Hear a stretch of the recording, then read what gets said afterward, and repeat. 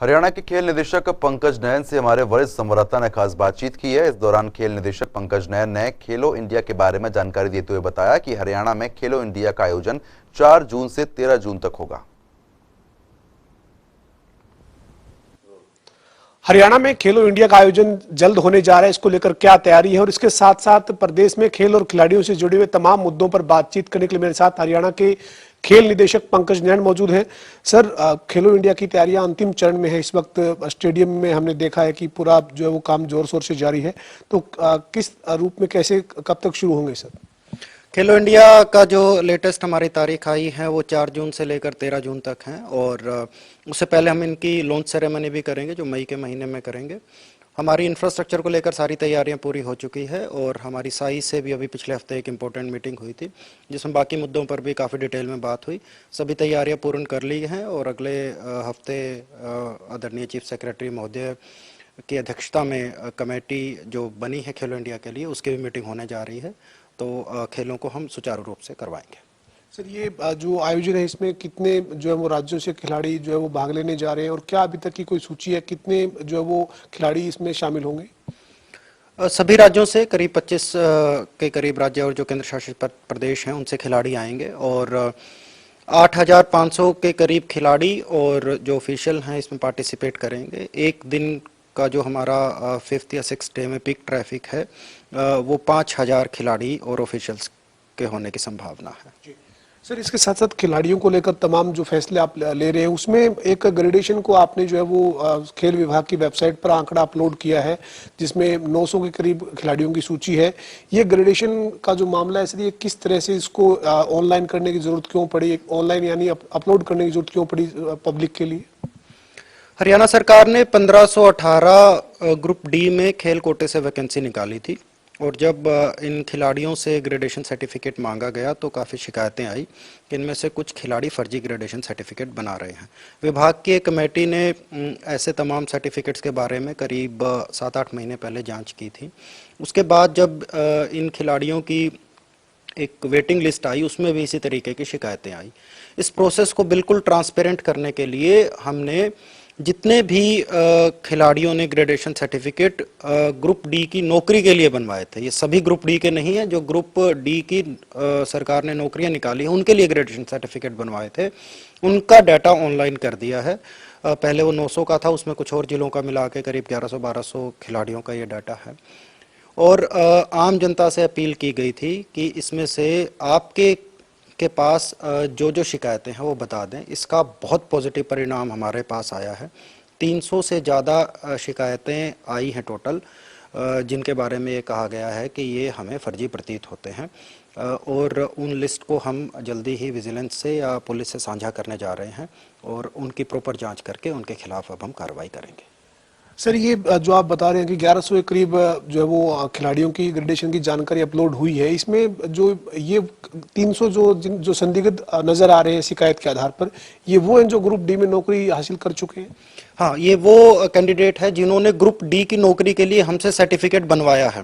तो अमूमन इन्होंने आगे नौकरी के लिए इनको अप्लाई भी किया होगा और नौकरी हासिल भी की होगी, क्योंकि हमारा विभाग नौकरी नहीं देता, वो संबंधित विभाग देते हैं या HSSC के थ्रू जाते हैं, तो वो डाटा हमारे पास एग्जैक्ट नहीं है, पर बिल्कुल ये वही कैंडिडेट्स हैं जिन्होंने नौकरी के लिए ये सर्टिफिकेट बनवाया है। सर, खिलाड़ियों के लिए आपने एक और फैसला जो है वो लिया है, पिछले दिनों आपने उसकी जानकारी दी थी कि जो स्कॉलरशिप है उस स्कॉलरशिप में खिलाड़ी की कोई, आपने जिक्र किया कि कोई जात नहीं होती, कोई विशेष जो है वो उसके लिए नहीं होता, खिलाड़ी खिलाड़ी है और उसके लिए आपने जो राशि देते हैं वो किस रूप में अब दी जाएगी? अभी तक की जो हमारी स्कॉलरशिप थी इसको 2 भागों में बांटा गया था, एक हमारे जो SC वर्ग के खिलाड़ी हैं उनके लिए और एक सामान्य वर्ग के खिलाड़ियों के लिए। SC वर्ग के खिलाड़ियों की स्कॉलरशिप काफ़ी ज़्यादा थी और जो सामान्य वर्ग के खिलाड़ी हैं वो उसकी तुलना में काफ़ी कम थी। आदरणीय मुख्यमंत्री महोदय ने ये डिसीज़न लिया है कि अब इन दोनों को लगभग बराबर किया जाएगा, क्योंकि जैसा कि आपने कहा कि खिलाड़ी देखते वक्त उसका कोई जाति या वर्ग नहीं देखते, तो जिस जो स्कॉलरशिप एससी वर्ग के खिलाड़ियों को मिल रही थी, लगभग वही स्कॉलरशिप हमारे सामान्य वर्ग के खिलाड़ी, चाहे वो ओबीसी हैं चाहे सामान्य वर्ग के खिलाड़ी हैं, उनको इस साल से मिलनी शुरू हो जाएगी। उसके लिए हमने एप्लीकेशन भी अभी अगले हफ्ते मांग लेंगे और जल्द अगले 1-2 महीने में उनका डिस्ट्रीब्यूशन भी कर देंगे। मैं ये भी बताना चाहूँगा कि ये स्कॉलरशिप हमारा जो कैश अवार्ड है उससे अलग है। कैश अवार्ड खिलाड़ियों को अलग मिलता है और ये स्कॉलरशिप अलग मिलेगी। एक ही कंडीशन इसमें थोड़ा अलग से रखी गई है कि जो हमारे सामान्य वर्ग के खिलाड़ी हैं उनके लिए जो इनकम क्राइटेरिया रखा है वो 1,80,000 रुपये रखा है, जो हमारा परिवार पहचान पत्र में भी यही क्राइटेरिया रखा हुआ है। और एससी वर्ग के खिलाड़ियों के लिए पहले से ही 2.5 लाख रुपए का चलता आ रहा था, तो वही क्राइटेरिया चलता रहेगा। सर, एक और जो है वो नया एक तरह की चर्चा सामने आई कि खिलाड़ियों से खेल स्टेडियम में जाने के लिए जो है वो उनसे कोई चार्ज लिया जाएगा। ये पूरी क्या है सर, आप इसकी पूरी विस्तृत जानकारी क्या देना चाहेंगे? क्या स्थिति इसमें रही कि इस तरह की बात सामने आई? ये बिल्कुल भ्रमित करने वाली खबरें फैल रही है। सबसे पहले तो मैं इन सभी खबरों का खंडन कर रहा हूँ। खिलाड़ी हमारे लिए सबसे अहम चीज़ है और इन स्टेडियम्स पर सबसे पहला हक खिलाड़ियों का है। खिलाड़ियों की एक परेशानी सामने आ रही थी। वो कह रहे थे कि जब हम खेल खेलते हैं तो खेल खेलते वक्त आम जनता के लोग कोई सैर करने के बहाने, कोई वैसे घूमने के बहाने, कोई देखने के बहाने इनके खेल के ग्राउंड के बीच में आ जाते हैं।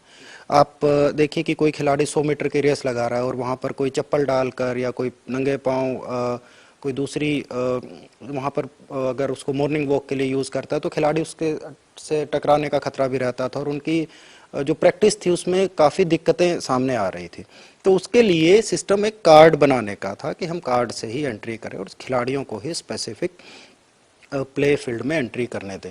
तो ये एक सिस्टम बनाने की हमारी सोच है। इसको भी रिलीज़ नहीं किया है, पर ये मैं आपको बिल्कुल स्पष्ट शब्दों में बता देना चाहता हूँ कि जो खिलाड़ी है उसके लिए ये कार्ड फ्री ऑफ कॉस्ट बनेगा, चाहे वो हमारे कोच का खिलाड़ी हो, चाहे वो वैसे अपनी प्रैक्टिस करने के लिए यहाँ पर आता हो। तो ये पूरे प्रदेश भर में जो स्टेडियम है सर, जहाँ जिलों में स्टेडियम है जहाँ खिलाड़ी अपना हर रोज जाते हैं, उनके लिए ये आप करने जा रहे हैं ताकि खिलाड़ियों को भी कोई दिक्कत ना हो और एक कोच जो है उनको भी पता हो कि उनके पास जो आ रहे हैं वो कार्ड के साथ बच्चे आ रहे हैं प्रैक्टिस के लिए। जी बिल्कुल, सभी स्टेडियम, आप छोटी सी बात समझिए कि जैसे सरकार ने स्कूल्स बनाए हैं तो वहाँ एजुकेशन होती है, सरकार ने स्टेडियम्स बनाए तो वहाँ खेल होता है। कोई स्कूल में मॉर्निंग वॉक के लिए, इवनिंग वॉक के लिए नहीं जाता है, उनकी कक्षा में बैठ के मॉर्निंग वॉक या इवनिंग वॉक नहीं करता है। इसी तरीके से हमारे खिलाड़ियों को जेन्युइन दिक्कत आ रही थी कि हमारे जब खेलने के बीच में लोग घुस जाते हैं और हमें खेल नहीं खेलने देते।